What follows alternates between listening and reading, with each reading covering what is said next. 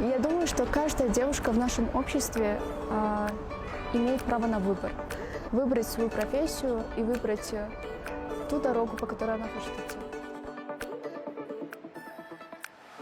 Всем привет, я Нора Курбанова, мне 18 лет. Почти 14 лет занимаюсь боевыми искусствами, как тэквондо ИТФ.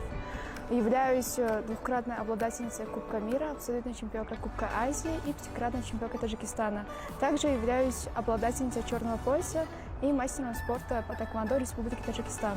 С малых лет я часто смотрела фильмы про боевые искусства, чем нежели мультфильмы, и часто играла с мальчиками, чем с девочками. И поэтому у нас часто возникали стычки, где победительницей выходила всегда я.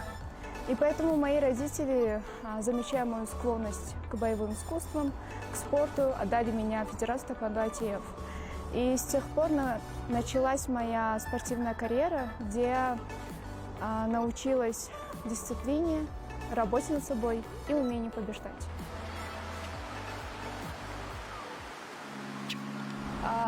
Я замечала, что роль девушек в сельской местности заключается только в замужестве, рождении, воспитании детей, а также ведении домашнего хозяйства.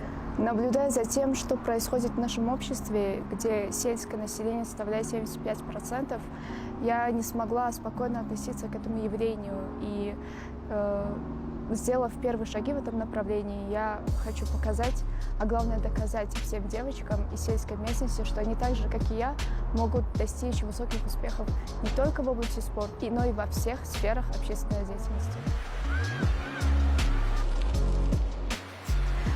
В настоящее время я являюсь студенткой Международного университета Кипра, и все полученные знания я бы хотела направить на развитие девушек в обществе и помочь им обрести уверенность в собственных силах и веру в светлое будущее.